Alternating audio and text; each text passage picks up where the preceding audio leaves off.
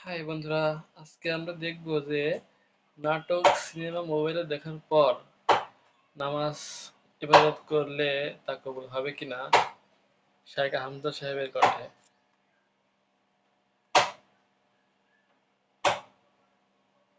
নাটক সিনেমা দেখতেও ভালো লাগে, মাঝে মাঝে দেখি।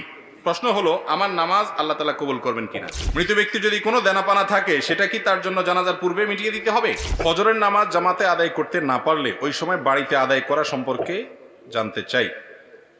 ফজরের নামাজ যদি আপনি জামাতে আদায় করতে না পারেন, তাহলে সেক্ষেত্রে বাড়িতে আপনার যারা আছেন আত্মীয় স্বজন, আপনার বউ বাচ্চা, তাদেরকে নিয়ে বা যারা আছে তাদেরকে নিয়ে জামাতে আদায় করবেন, একা একা করবেন না। আর এটা মাঝে মধ্যে হতে পারে, নিয়মিত যদি এটা হয় তাহলে আপনি ভালো মুসলমান হতে পারলেন না। ফজরের নামাজ জামাতের সাথে যারা হাজির হয়, এরা হলো ওই এলাকার ওই মহল্লার ক্রিম মুসল্লি। ক্রিম মুসল্লি বুঝছেন? সবচেয়ে ভালো মানের মুসল্লি, ভালো মানের ইমানদার মুসলমান। যে মুসলমান ফজরের নামাজে হাজির হয়, যে মুসলমান অন্য ওয়াক্তে হাজির হয়, ফজরে হাজির হয় না, বুঝতে হবে এই মুসলমানে কি আছে, ভেজাল আছে। এই জন্য এ ক্লাসের মুসলমান হইতে হলে ফজরের জামাতে হাজির হইতে হবে। হঠাৎ একদিন আপনার মিস হতে পারে, এখন রাত 12টা পর্যন্ত যদি মোবাইল আর ফেসবুক টিপাটিপি করেন, তাহলে ফজর নামাজ চাইলেও জামাতে পড়তে পারবেন না। এই জন্য আগে আগে ঘুমাইতে হবে। আগে আগে ঘুমানো স্বাস্থ্যের জন্য উপযোগী, সুন্নাহ সম্মত। দেরি করবেন না। মোবাইল টিপাটিপি করেন, দিনের বেলায় করেন। শয়তান দেখবেন মোবাইল টিপার মধ্যে সবচেয়ে বেশি মজাটা দেয় রাতে, ঠিক না? বিশেষ করে বিছানায় শুইবেন আর মোবাইলটা একটু আধা ঘন্টা 1 ঘন্টা টিপবেন না, এটা তো হতেই পারে না, ঠিক না? ঠিক। মোবাইলে মোনাজাত ধরে, মোনাজাত বুঝেন, এইভাবে 2 হাত দিয়ে ধরা মোনাজাতের মতোই তো।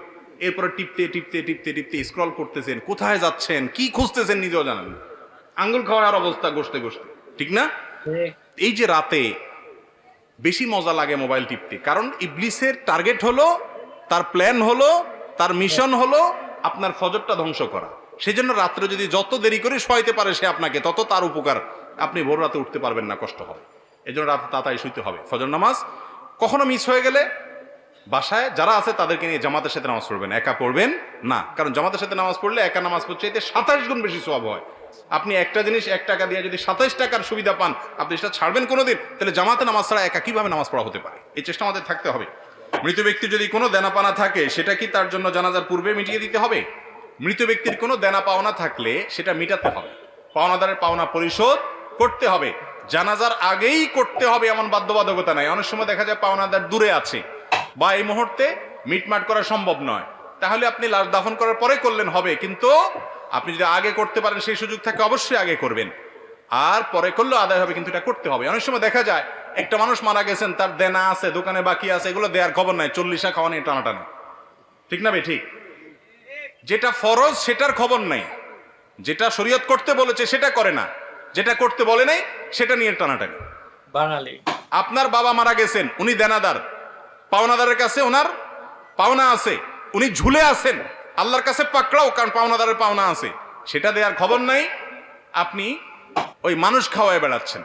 মানুষ খাওয়ানো গুরুত্বপূর্ণ না পাওনাদারের পাওনা পরিশোধ করা গুরুত্বপূর্ণ? তার রূহ ঝুলে থাকে যে ব্যক্তি পাওনাদারের পাওনা পরিশোধ করা ছাড়া মৃত্যুবরণ করে। শরীয়তের নির্দেশ হলো কোনো মানুষ মারা যাওয়ার পরে তার সম্পদ থেকে সর্বপ্রথম কাজ হলো পাওনাদারের পাওনা দেওয়া। এরপরে তিনি ওসিয়ত করলে সেটা পূরণ করা, তারপরে বাকিটা তার ওয়ারিসদের মধ্যে বন্টন হবে। এখন আমাদের ওইগুলোর কোনো খোঁজ খবর নাই, যেটা শরীয়তে বলে না ওইটাকে সবচেয়ে গুরুত্ব দিয়ে করি। আল্লাহ আমাদেরকে বোঝার তৌফিক দান করুন। আমি নিয়মিত নামাজ পড়ার চেষ্টা করি, কিন্তু মোবাইলে নাটক সিনেমা দেখতেও ভালো লাগে, মাঝে মাঝে দেখি। প্রশ্ন হলো, আমার নামাজ আল্লাহ তাআলা কবুল করবেন কিনা। ভাই, নামাজ হয়ে যাবে ফরজ যদি ঠিকঠাক মতো করেন, কিন্তু আপনি নামাজও পড়েন আবার নাটক সিনেমাও দেখেন, হারাম জিনিসও দেখেন, এর মানে হলো আপনার নামাজটা ঠিক মতো হচ্ছে না। নামাজ যদি খুব ভালোভাবে হয়, তাহলে অন্যায় অশ্লীল কাজ থেকে নামাজ আপনাকে কি করবে, বিরত রাখবে। যদিও আপনার নামাজ ত্রুটিপূর্ণ, তারপর আপনি নামাজ ধরে রাখবেন। ধরে রাখলে একসময় ইনশাআল্লাহ আপনি এই অপরাধ থেকে, পাপের কাজ থেকে, হারাম থেকে সরে আসার সুযোগ লাভ করবেন ইনশাআল্লাহ। আপনাকে ট্র্যাকে থাকতে হবে, চেষ্টা ছাড়া যাবে না, চেষ্টা থাকতে হবে, একসময় আল্লাহ তৌফিক দিবেন। আর মনে রাখবেন, আপনি নামাজ পড়ছেন, আল্লাহর কাছে ইবাদত নিবেদন করছেন, আবার যে কাজগুলো করছেন সেগুলো আল্লাহ, হারাম কাজগুলো করছেন সেগুলো আল্লাহ নিষেধ করেছেন। যে আল্লাহর নির্দেশ পালন করতে গিয়ে নামাজ পড়ছেন, সে আল্লাহর নির্দেশ পালন করতে গিয়ে আপনার চোখকে হেফাজত করতে হবে, কারণ দুইটাই কার নির্দেশ? আল্লাহর নির্দেশ। হারাম জিনিস দেখাতে সাময়িক আরাম হয়, স্থায়ী আরাম হয় না। চুলকানির মতো, যখন চুলকাবেন খুব মজা লাগবে, চুলকানি শেষ, এরপরে জ্বলবে। আর চুলকানির সময় যদি না চুলকায়, একটু ডলে ডলে চুলকানিটা থামাইয়া দেন, তাহলে দেখবে না জ্বলবে না। এই জন্য হারাম জিনিস দেখার জন্য মনের ভিতরে চুলকানি হয়, শয়তান উস্কায়, দেখ দেখ, দেখলে অনেক শান্তি পাবি। দেখার পরে ঠিকই অস্থিরতা লাগে, কি দেখলাম কি দেখলাম, হ্যাঁ হ্যাঁ চলে গেল, টেলিভিশন বন্ধ হয়ে গেল, সে চলে গেল, কি দেখলাম। আপনার মনের ভিতরে অস্থিরতা আরো বাড়ে, কখনো মনের প্রশান্তি আনে না, এগুলো মানুষকে অশান্তি করে। আজকে যুবকরা ডিপ্রেশনে ভুগছেন। কেন ডিপ্রেশনে ভুগছেন? ভোগের যত আইটেম আছে দুনিয়ার সবই তো আপনার হাতের নাগালে। কেন ডিপ্রেশনে ভুগছেন? কেন আত্মহত্যার প্রবণতা বাড়ছে? কেন মানুষ ডিপ্রেশনের কারণে দিন দিন অস্থির হচ্ছে? কেন মানসিক রোগী তরতর করে বেড়ে চলেছে? মূল কারণ হলো শান্তির ট্র্যাক থেকে সরে গেছে। শান্তি ভোগের মধ্যে নাই, শান্তি নাটক সিনেমায় বুধ হওয়ার মধ্যে নাই, শান্তি মাদকের বোতল হাতে নেওয়ার মধ্যে নাই, শান্তি জেনার মধ্যে নাই, শান্তি চোখের জেনার মধ্যে নাই, শান্তি দুনিয়াতে ভোগ আনন্দের মধ্যে নাই। শান্তি হলো আল্লাহর আনুগত্যের মধ্যে থেকে যতটুকু বৈধ ভোগ আছে ততটুকু করার মধ্যে। যে ব্যক্তি বিবাহের মাধ্যমে তার যৌন চাহিদাকে পূরণ করে এবং হালাল পথ ছাড়া হারাম পথে যায় না, আল্লাহ তাআলা তাকে শান্তি দেন। যে অশান্তির পথে যায়, হারাম পথে যায়, অবৈধ পথে যায়, আল্লাহ তাআলা তাকে শান্তি দেয় না। এই জন্য একের পর এক দেখবেন চেঞ্জ করতে থাকে তার লাইফ পার্টনার, কিন্তু শান্তি কোথাও পায় না, ডিপ্রেশনে ভুগতে থাকে। আল্লাহর কসম, এই দুনিয়াতে ভোগে আল্লাহ শান্তি রাখেন নাই, ত্যাগে শান্তি রেখেছেন, আল্লাহর নির্দেশ মানার মধ্যে শান্তি রেখেছেন। আলা বিযিক্রিল্লাহি তাতমাইন্নুল কুলুব। যুবকরা শান্তি পাচ্ছেন না, ডিপ্রেশনে ভুগছেন, আল্লাহর ছায়াতলে আসেন।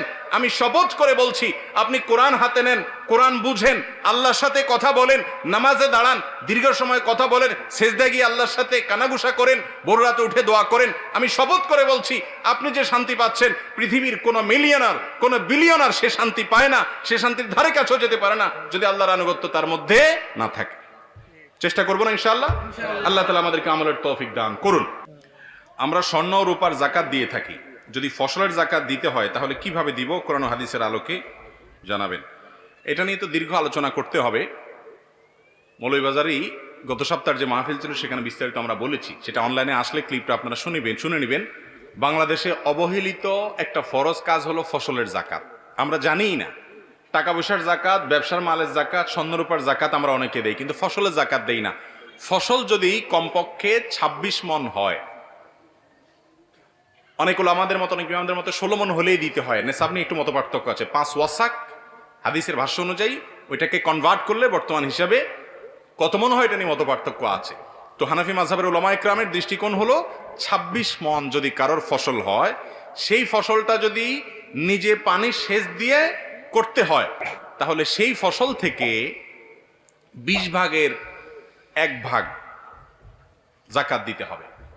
আর যদি আসমানের পানি দিয়ে হয়ে যায়, নিজে সেচের পানি দেওয়া না লাগে, তাহলে সেক্ষেত্রে অর্থাৎ পয়সা খরচ না হয় সে ফসলের পানি দিতে গিয়ে, তাহলে সেক্ষেত্রে 10 ভাগের 1 ভাগ, অর্থাৎ 100 কেজি হলে 10 কেজি, আর 20 ভাগের 1 ভাগ মানে 100 কেজি হলে 5 কেজি। এই পরিমাণ ফসলটা গরিবকে দিয়ে দিতে হবে, যাকাতের হকদার মানুষকে দান করে দিতে হবে। আমরা ওই আলোচনা বলেছিলাম, বাংলাদেশে যেই পরিমাণ ফসল একটি বছরের স্বাভাবিক বছরে হয়, সেই ফসলের যদি ওসর দেওয়া হয় ঠিক মতো, অর্থাৎ এটার যে যাকাত, এটাকে ওসর বলা হয়, সেটা যদি দেওয়া হয় ফসলের যাকাত, তাহলে সেক্ষেত্রে ফিগারটা আমার এই মুহূর্তে মনে আসছে না, সম্ভবত 5,000 কোটি টাকা মূল্যের ফসল দান করা হয়। খাদ্যের যে অভাব দরিদ্র মানুষের মধ্যে আছে এটা দূর হয়ে যাবে। তো যাই হোক, যাদের এই পরিমাণ ফসল হয়, যাদের কম হয় তাদের দিতে হবে না। এই পরিমাণ যাদের হয়, নেশাব পরিমাণ যাদের হয়, যতবার এই ফসল হবে এই ফসল থেকে আপনি গরিবকে ওই পরিমাণ দান করে দিতে হবে। আমরা অনেকে হয়তো এমনিই দান করি, কিন্তু যাকাত হিসাবে দান করি না, এটা বড় ভুল। এই ফরজটা আমাদের অনেকের আদায় হয় না। বিস্তারিত জানার জন্য ডক্টর আব্দুল্লাহ জাহাঙ্গীর রাহমাহুল্লাহর ওসর বাংলাদেশে ওসর ও যাকাত বইটা আপনারা কালেকশন করে নিতে পারেন। আর অনেক বই আছে এরকম, সেই বইগুলো নিতে পারেন, এগুলো অনেক দরকারি। এবং যাকাত, এই যাকাতটা আদায় না করলে আল্লাহর কাছে জবাবদিহি করা লাগবে। এটা অবহেলিত ফরজ, আমরা জানিই না বাংলাদেশের মানুষ। এটা নিয়ে আলোচনা পর্যালোচনা হওয়া দরকার।